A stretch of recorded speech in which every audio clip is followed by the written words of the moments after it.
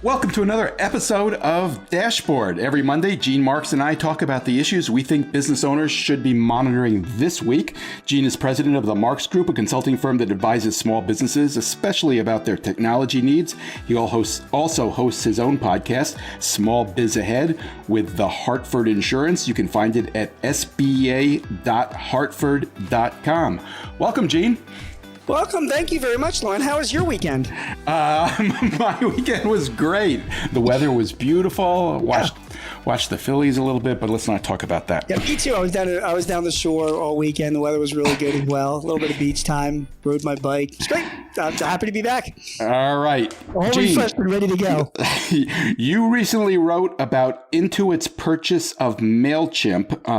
I found that deal interesting in part just because Mailchimp is a bootstrapped unicorn that serves small businesses. It's a pretty unusual company, kind of interesting. But you wrote about this deal and you suggested that it's going to result in a lot of businesses killing their own newsletters. Yeah. Why is that? Well, I wrote about this in Forbes last week, and the basis of that is that this deal, this transaction, I think it's going to change the way small businesses in particular are sending out their email campaigns in the years to come. And here's the reason why. We send out our email campaign. We use Mailchimp. We use Constant Contact. Emma. There's a bunch of services out there, right? And we use them to send out basically newsletters. That's what all my clients do. Once a month, once a quarter. Education information about your business. It's fine. This is something different, and I know what Intuit's got planned. See, people don't really want to hear about your company. They want to buy products from you if it makes sense. That's what they want. And frankly, I don't want to be sending out newsletters to people. I want people to just buy my services or buy my products. And I'm using newsletters to try and people have newsletters because they think it's going to lead to sales, and people have to sign up for them. They don't just send it out. Yeah, that's right. But now with the introduction of this integration, future versions of Mailchimp are going to be able to leverage accounting data. So again, all within an opt-in environment. Yes, I do agree to receive messages from you, this company. Now, when you send out emails, you're going to be basing them based on history of accounting, which means this: you're going to send out emails to everybody with blue eyes and green hair who bought some titanium refrigerator from you, if you make refrigerators, because you've got an upgrade to the titanium brand. Or you're going to send out emails to everybody who got a special type of landscaping service from you in the past 2 years because you've got a new fertilizer to sell to them that will help their lawns and complement that landscaping service. In other words, we're going to be leveraging prior orders and history to send specific targeted emails to people who bought this stuff, who may be interested in more stuff related to the stuff that they bought. And that's the reason why they're doing business with your company, not to get a newsletter once a month. They're doing business because you sold them a product or a service.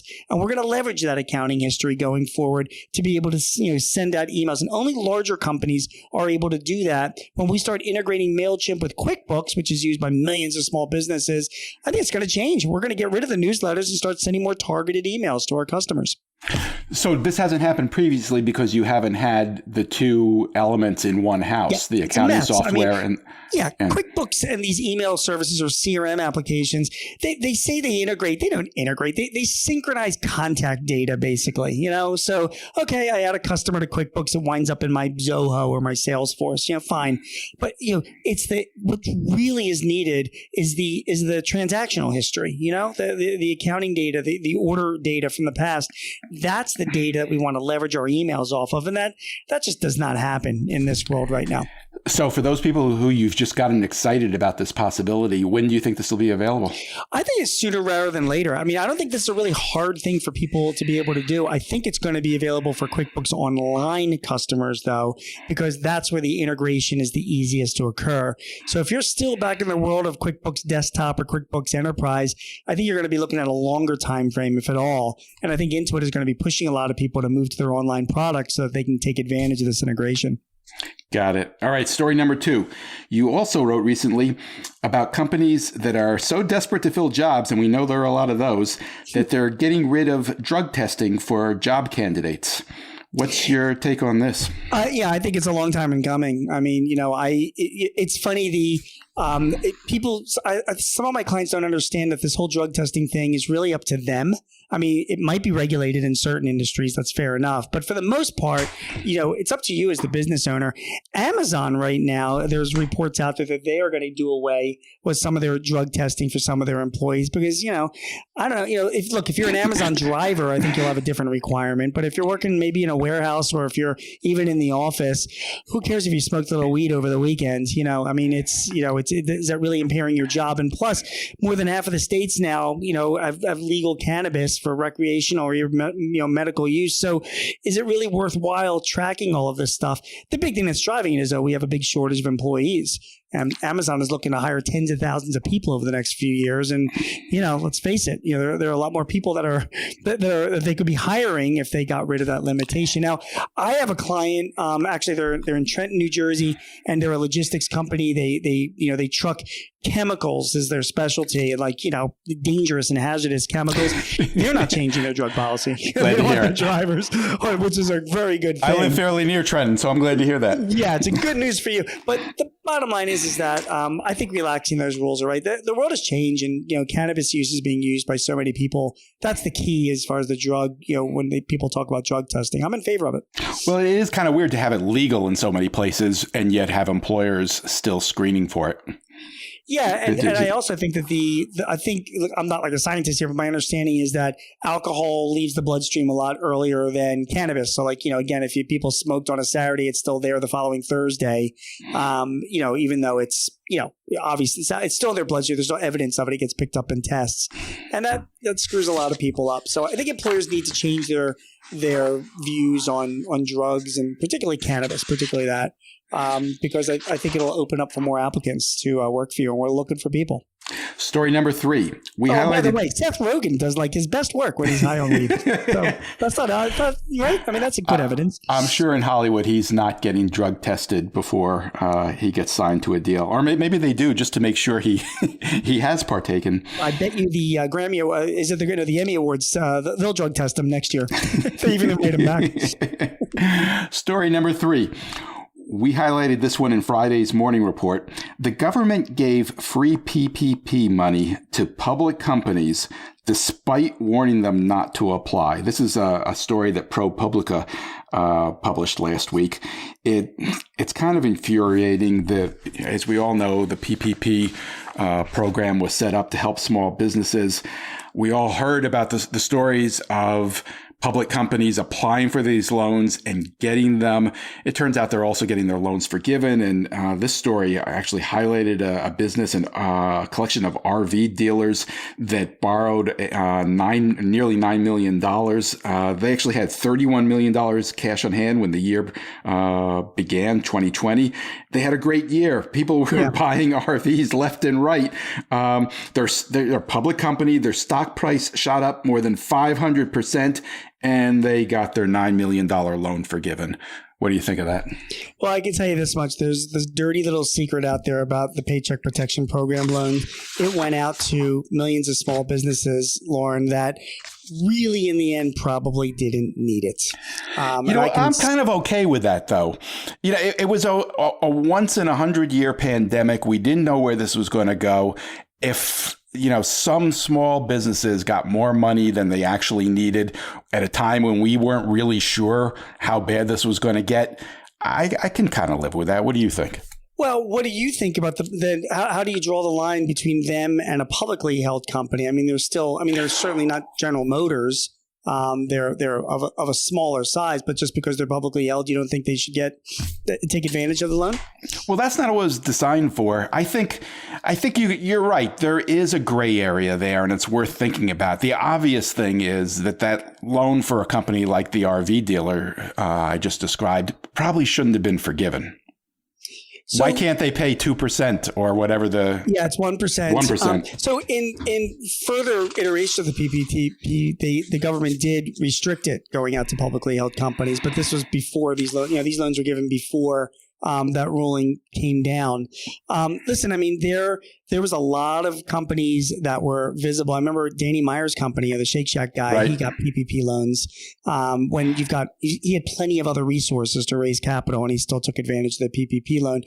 It's legal for a company to do. I think he might have given it back. Did they? He did, actually. I mean, because he was publicly shamed into giving them back. I mean, right. So, which is funny. You live by the sword, you die by the sword. I mean, he likes being in the public eye, except when the public attention is saying, why did you borrow their PPP money, So a lot of companies were within the legalities of doing it. And if it was legal for them to do, that's fine. The PPP program, Loren, is, first of all, I think it is a great model for the future, for future disasters, future pandemics, I really think it was a great model. I think that there was abuse of it and fraud we're going to hear stories like this for years because so many people, so many businesses took advantage of the program because all they tried to do was get billions of dollars out there as quickly as possible. And there was Which I think was the right thing to do. It was. It was the right thing to do, but they got it up there fast, and it makes me laugh when we both just said it was the right thing to do. It was a freaking pandemic. We were terrified that these businesses were going to go belly up. It's liquidity, and the government provided it. Now we see these stories saying, "Oh, these guys shouldn't have been allowed to borrow, or these guys shouldn't have been forgiven, and those guys stole a bunch of money and and used it to buy a yacht, and those guys should have never been received." It's easy to point fingers a year and a half later for a program that was devised to provide like immediate funding to rescue businesses. So I don't know. I just take it with a grain of salt. That probably shouldn't have been done. So the next time around, as this program hopefully gets revised in the future, because it'll be needed for stuff in the future, they'll make sure those loopholes are closed. I think you talked me off my ledge. I think I might agree with you. All right. I'm sorry? Did you say you agree with me? Oh my gosh. Yeah. Have I ever said that before to you? Story number 4. This is also from Friday's Morning Report. A bunch of tech companies are offering new solutions to try to improve performance reviews. I think everybody hates performance reviews these days. What do you think of performance reviews, Gene? I think, listen, we small businesses in particular we do a great job with performance reviews, Loren. We're on top of them. We're giving them all the time. We never let them lapse. We're just super with it. Of course, do I sense some sarcasm there? Yeah. So we as business owners are horrible with performance reviews. There is, by the way, there is a demographic thing going on about performance reviews. Let me explain why. More than half of I've probably given you this, but I keep saying it over and over. More than half of the businesses in this country are run by people over the age of 55, right? Guys like me. We didn't get performance reviews as kids. We were lucky that, our parents paid attention to us. So we did. Meanwhile, half of the population of workers that are that are working in these companies are millennials and younger. These are the people that grew up getting trophies even when their team came in last place in Little League. It's because everybody wins, So you've got there's one generation that's the majority running businesses that are just like, shut up, come to work, and if you get your paycheck, that's your performance review. And then you've got the other generation that makes up half of the workers that are saying, please, please, please give me good feedback and tell me what's going on. I need affirmation because that's how I've been raised to expect that. And I think there needs to be a meeting in the middle of that. Employers, business owners like me need to realize that we have really good people working for us, and this is a generation that needs that affirmation. Of course, that generation also has to realize that this is a new thing for us, and we need to adjust to that reality. There are plenty of great technologies out there, though, that will help us do this. And I will say, wait, I got to stop you for a second. Go ahead, Boomer. I didn't realize what a hard-edged opinion you had of millennials. I find that interesting. Well, first of all, you've raised a few of them, right? It's just reality. I mean, listen, I think the millennial generation, I think it's a myth when people, make out that they're not hardworking or not good employees or any of that. That's a bunch of bullshit. Oh, okay. I mean, the people I know in that generation, I mean, I can only speak even from the base of my I think they get a bad rap, and it sounds like that's where you're going too. No, not at all. I'm just saying this generation is different. This generation is used to getting affirmation. This generation is used but they're also smarter than they were. They care about things that we should have cared about and weren't smart enough to care about. I completely agree. And the millennial generation as well has taught us boomers, that yes, they can be more independent and mobile and flexible and work from home and rely on technologies. But getting back to performance reviews, please. This is a generation that throughout their entire lives have been raised to get more frequent feedback and more affirmation as to how they're doing. Sometimes, but isn't that just good management? I mean, what is the theory behind, keeping notes and once a year telling somebody what they're doing right and what they're doing wrong? Which is exactly what should not be happening now in 2021, because this generation doesn't want you to keep notes. Well, no generation. That wasn't good ever, in my opinion. Yeah, you know what? It wasn't good ever, but I'm speaking for my generation, we kind of sucked it up and said, well, I guess that's just the reality because we don't know any better. And this generation says, no. Not only is that not good enough, but we think that you've got the tools and technology to fix that. So fix it. Because I want, ongoing, responses to what I'm doing and ongoing reviews. I want to hear that feedback. So it's changed. So is this a problem that can be solved with technology? Simply solved with technology. First of all, there are existing HR platforms that are out there. The Paychecks and ADP and Gusto and Zenefits and Bamboo, they all have these things built into them. And these HR platforms do a whole lot of other things besides just performance reviews. But in addition to that, there are some easy applications that can be built using, Microsoft's, Power Apps or Google Sheets apps, or even Zoho has something called Creator. Very simple, note-taking things that can be built. Well, I know this because I have a couple clients that use these applications. They hired a developer to build something simple using, actually, this was Zoho Creator. Cost like $1,000, $2,000, and everybody has a mobile app so that they can leave notes and have it on an employee-by-employee basis. Supervisors can do that, and then it's kept in a database with the reminders so that when it comes time for a performance review, you've got a whole history of what they did that quarter, for example. So all this technology will really help you. The key things that technology should be doing, all these platforms, is making sure that you're alerted to that you're giving that constant feedback. Like, in other words, if you have not given feedback to an employee and it hasn't been noted in the platform, you should be getting dinged about it so that you do give them the feedback, because everybody's busy and running around. The bottom line is that there's plenty of platforms out there that'll help you do it. And do you think this is already made a difference? Are there a significant number of companies that have changed the way they handle performance reviews because of these technologies?